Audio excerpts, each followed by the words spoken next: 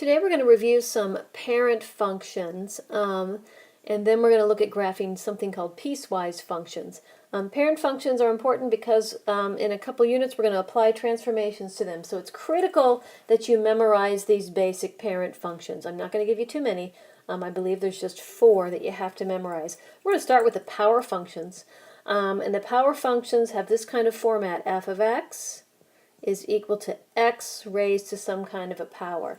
So if we start with our most basic, here's the first parent that you have to memorize, and that's going to be, I'm going to make a table of values. My function is going to be y is equal to x squared, or f of x is equal to x squared. That's our parabola, it's our second degree function. We're going to start off by just making a table of values, but eventually you're just going to memorize how to graph this basic parent function. And a parent function is basically the function without any coefficients, without any constants added to it, without any negative signs applied. So it's kind of the stripped down version of the function. So when x is -2, when you square it you get +4, then +1, and then 0, and then 1, and then 4. So if we were to sketch this graph, we have a vertex at the origin. And then if I move to the right one, I move up 1. If I move to the left one, I move up 1. Okay, it's a little bit sloppy on here. Sorry about that. If I move to the right 2, I go up 4. And if I move to the left 2, I go up 4. If I were to keep going, if I move to the right 3, I go up the square, because that's the function. The y value is the x value squared. So this guy, I'm going to attempt to draw a smooth curve. You'll do this better when you can actually do this on a piece of paper. Incidentally, you're going to need graph paper. If I didn't tell you in class, you're going to need graph paper for these notes. So pause it now and go get some graph paper so you can do some of these things. My smooth curve isn't quite as smooth as yours will be, but this is y is equal to x squared. That's our parabola. It is symmetric about the y-axis. It has a domain. If you look at it, the domain, there are no values that cause problems for my x's. So my domain is all reals, and my range is y is greater than or equal to 0. So next we have the cubic function. This is another power function. It's the x value cubed. That's how you get the y value. So we're going to again toss out a quick little table of values. X and then y is equal to x cubed. The difference here is when I take a negative value and cube it, I get a negative value back out again. So if my domain that I'm going to sketch here is -2, -1, 0, 1, and 2, now when I cube a -2, I get a -8. When I cube a -1, I get a -1, 0, 0, 1, 1, and 2, 8. So again, I'm going to attempt to sketch this graph. I still have kind of a center at 0. It's not really a vertex, but it is a center that I can base everything off of. If I move to the right one, I go up 1. Now if I move to the right 2, I go up 8. So this guy increases in a hurry. If I move to the left 2, I'm down 1. Or left 1, I'm down 1. Left 2, I'm down 8. So he's going to look real skinny on here. I'm going to do my best to sketch this graph. And that is y is equal to x cubed. So the cubic function increases in a hurry. That's because we are cubing our numbers, so they increase rather quickly. For example, 3 cubed is going to be 27, so he's already off the graph. You have to memorize this basic shape, though. We have a center, and then right 1 up 1, left 1 down 1, right 2 up 8, left 2 down 8. Because what I'm going to end up doing in a couple units from now, I don't know if this thing will let me do that, is that we're going to translate this thing. No, it won't let me move it.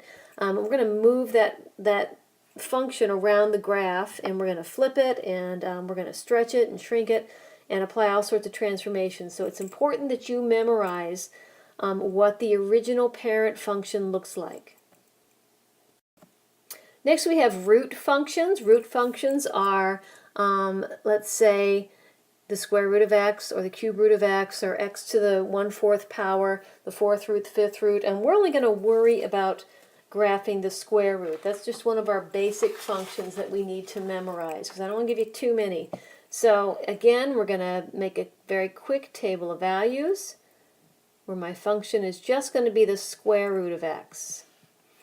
Now, when we think about our function and our y values, I want to make life easy on myself.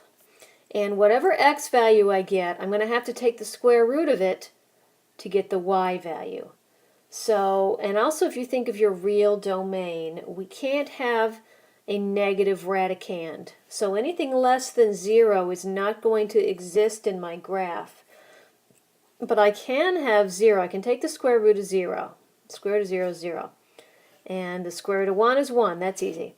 But if I were to put 2 next, I really don't know how to graph radical 2. It's somewhere between 1 and 3, but I can't really graph it well. Or radical 2 is, so we're not going to graph that. We're going to go up to 4. And the square root of 4 is 2.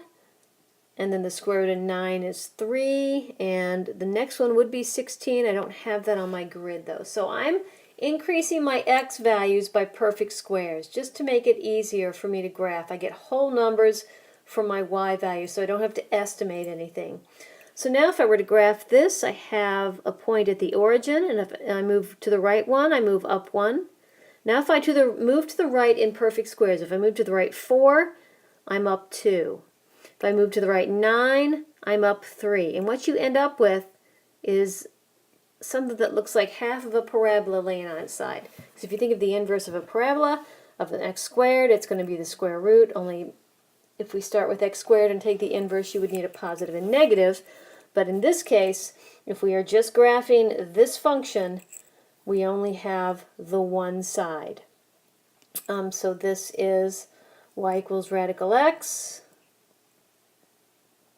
And if you look at the domain here does have some restrictions. X has to be greater than or equal to 0. And that makes the range. Y is also greater than or equal to 0. It's okay that it's 0. That works for this function. So that is the root function that you have to memorize. The fourth function is typically the easiest. These are absolute value functions and our most basic absolute value.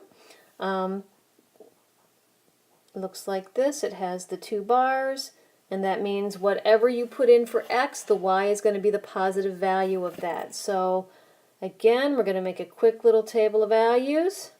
This is y is equal to the absolute value of x. So x, let's make our graph a little bit bigger. -6, -4, -2, 0, 2, 4, 6. And over here, you're just making it positive. So what you get is a V. If I go over to -6, I go up to 6, and I've got 2 45-degree angles. I'll do this the best I can. I still have a vertex at 0, 0, and then we increase the other way. So the absolute value function looks like a V. And without any other dilations or reflections or anything, the two sides are 45-degree angles. So that is y is equal to the absolute value of x. The domain is all reals. There's no value of x that I can put in there that causes any problems. And the range, y is greater than or equal to 0. We also want to define even and odd functions because sometimes we refer to functions as even or odd. So let's start with an even function. An even function is symmetric about the y-axis. Let me see if I can spell it. Symmetric about the y-axis. So you could fold it over the y-axis and the two sides would meet. An example of that would be the parabola. The second degree equation function. If I can graph that roughly in here, this guy, no, I got to do better than that. The parabola, the second degree, is symmetric about the y-axis. So if I go to 2, I go up to 4. I'm doing it this way so you guys remember that you need to put in accurate points when you sketch these graphs. You can't make it sloppy or I'm going to take points off, so I need to see accurate points like that.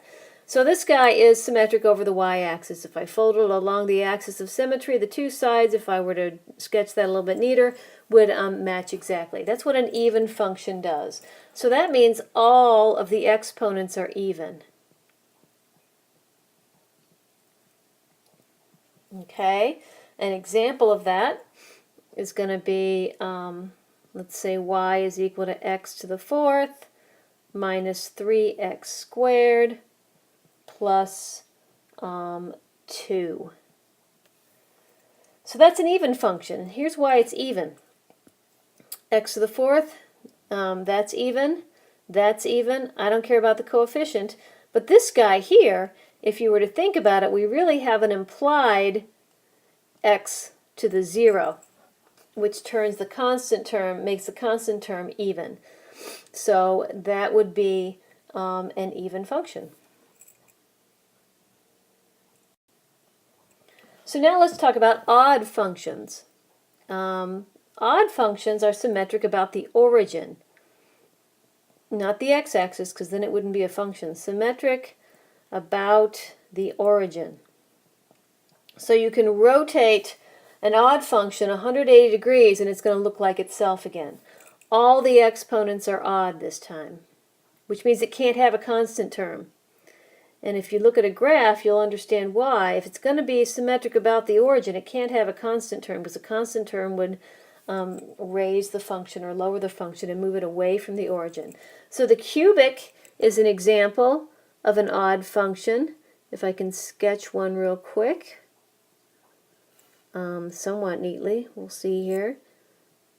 So remember, being symmetric about the origin, the rule is xy maps to negative x, negative y, so positive 2, positive 8 is on the graph, which means negative 2, negative 8 is on the graph, and that's what a cubic function does. So all exponents are odd.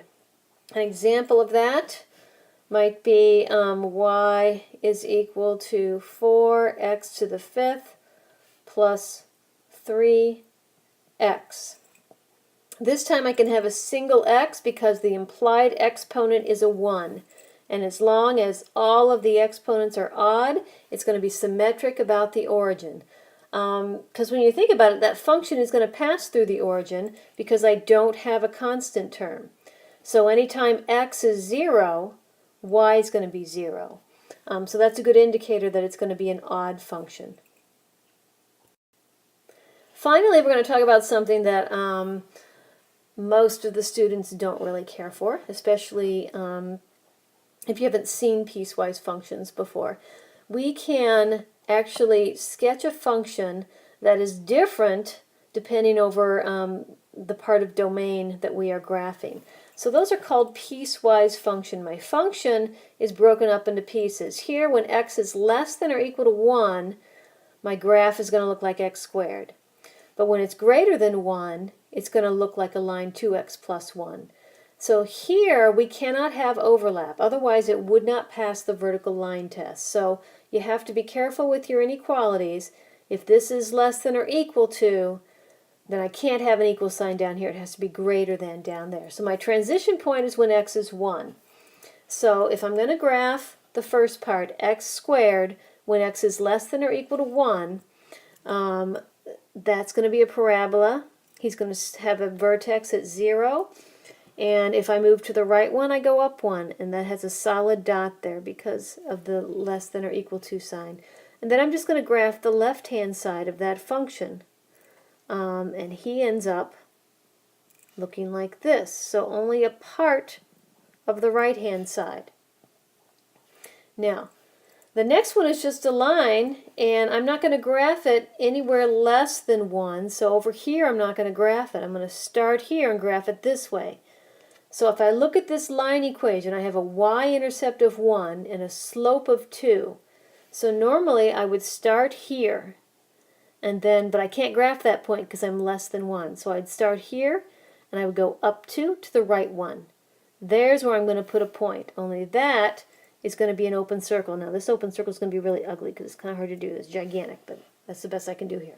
And then I'm going to go up 2 to the right 1, up 2 to the right 1. I'm going to graph that part of the function. So this entire thing is f of x. That is what a piecewise function looks like. So when we get to class, we're going to review some parent functions, look at even and odd, and then we're going to spend a lot of time on figuring out how to graph these piecewise functions and how to evaluate them as well, because that's usually the biggest issue when it comes to these things. So that's what we will be doing in class.